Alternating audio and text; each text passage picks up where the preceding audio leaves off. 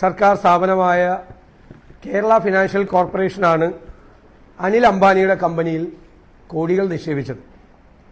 State financial corporation act 1951 അനുസരിച്ച് KFC രൂപീകരിച്ചത് ഇടത്തരം ചെറുകിട വ്യവസായ സംരംഭങ്ങളെ പ്രോത്സാഹിപ്പിക്കുന്നതിന് വേണ്ടി, അവർക്ക് ലോൺ നൽകുന്നതിന് വേണ്ടിയിട്ടാണ്.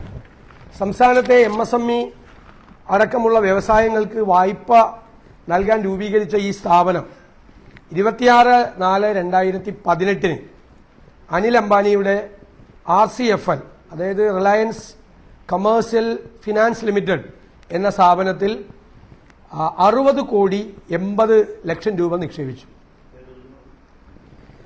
Reliance commercial finance limited RCFL 19/4/2018 നടന്ന KFCയുടെ ഒരു മാനേജ്മെന്റ് കമ്മിറ്റി തീരുമാനപ്രകാരമാണ് ഈ പണം നിക്ഷേപിച്ചത്.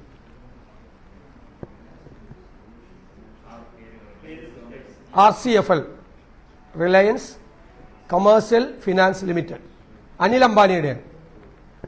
അപ്പൊ ഈ 2018 എന്ന് പറയുന്ന പ്രത്യേകം ശ്രദ്ധിക്കണം. അനിൽ അംബാനിയുടെ സ്ഥാപനങ്ങളെല്ലാം വലിയ സാമ്പത്തിക പ്രതിസന്ധിയെ നേരിടുന്ന ഒരു ഘട്ടത്തിലാണിത്. 2018 എന്ന് പറഞ്ഞത് 2015 മുതൽ ഈ 18 ഈ കാലഘട്ടം വരെ അനിൽ അംബാനിയുടെ വ്യവസായ സംരംഭങ്ങളെല്ലാം അതീവ ഗുരുതരമായ സാമ്പത്തിക പ്രതിസന്ധിയിലൂടെ കടന്നുപോകുന്ന സമയമാണ്. ഈ രാജ്യത്തെ ധനകാര്യ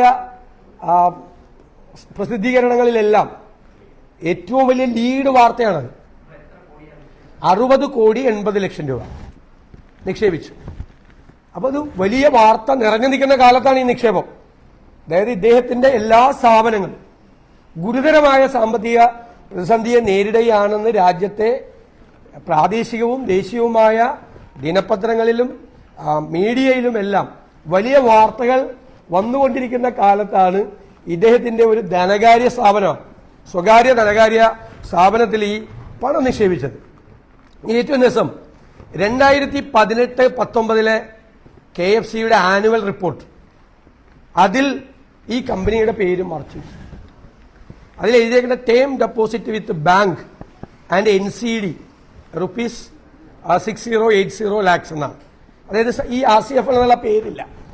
2019-20 ആനുവൽ റിപ്പോർട്ടിലും ഈ കമ്പനിയുടെ പേര് മറച്ചു വെച്ചു. 18-19 മറച്ചു വെച്ചു.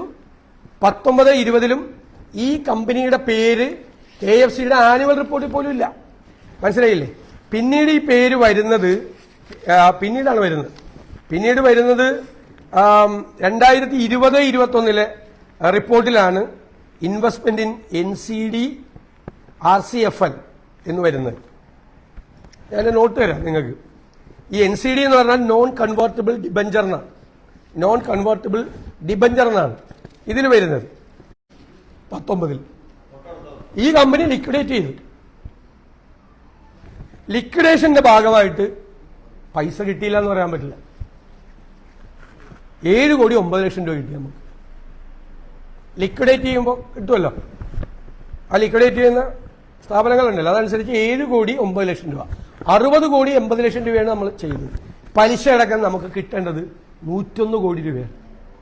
101 കോടി രൂപയാണ് ഈ ഇടപാടിലൂടെ സംസ്ഥാനത്തിന് നഷ്ടമായത്. 101 കോടി രൂപ. 60,80,00,000 നിക്ഷേപിച്ചത്. പലിശ അടക്കം നമുക്ക് കിട്ടേണ്ടത് 101 കോടിയാണ്. ലിക്വിഡേറ്റ് ചെയ്തപ്പോൾ 7,09,00,000 പലിശ അടക്കം. ഈ 60 കോടിയുടെ പലിശ അടക്കം നമ്മൾ 2018 നിക്ഷേപിച്ചു. 19 ഇത് ലിക്വിഡേറ്റ് ചെയ്ത് കമ്പനി. അത് കഴിഞ്ഞ് അതിന്റെ ഒരു പ്രോസസ് ഉണ്ടല്ലോ, ആ പ്രോസസ്സ് കുറച്ച് കഴിഞ്ഞിട്ടാണ് ഈ 7 കോടി രൂപ നമുക്ക് കിട്ടിയത്. ഇത് സംസ്ഥാനത്തെ ഇടത്തരം ചെറുകിട സംരംഭങ്ങൾക്ക് ലഭിക്കേണ്ട ഫണ്ടാണ്. മുങ്ങാൻ പോകുന്ന വൻകിട കോർപ്പറേറ്റ് സ്ഥാപനത്തിന് നൽകിയത് ഗുരുതരമായ കുറ്റവും ഗുരുതരമായ അഴിമതിയാണ്. പണം മേടിച്ചിട്ടാണ് ഇത് ചെയ്തിരിക്കുന്നത്. അല്ല ആരെങ്കിലും കൊണ്ട് ഈ കമ്പനിയിൽ നിക്ഷേപിക്കുമോ? ഞാനതാണ് നിങ്ങളോട് പറഞ്ഞത്. നിങ്ങൾ 2018 ദേശീയ മാധ്യമങ്ങൾ ഉൾപ്പെടെ എടുത്ത് നോക്കിയാൽ നമുക്ക് എല്ലാവർക്കും അറിയാല്ലേ, അനിൽ അംബാനി വലിയ ക്രൈസിസിലായിരുന്നു. അനിൽ അംബാനിയുടെ മൊത്തം സ്ഥാപനങ്ങൾ വലിയ ക്രൈസിസിൽ നിൽക്കുമ്പോഴാണ് അയാളൊരു ധനകാര്യ സ്ഥാപനത്തിൽ കൊണ്ടുപോയി പണം നിക്ഷേപിക്കുന്നത്.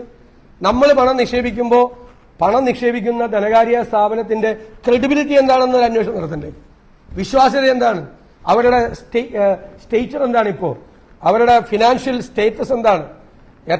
എത്ര സ്ട്രോങ് കമ്പനിയാണ് എന്ന് പരിശോധിച്ചിട്ടല്ലേ? ആരാ പരിശോധിക്കേണ്ടത്?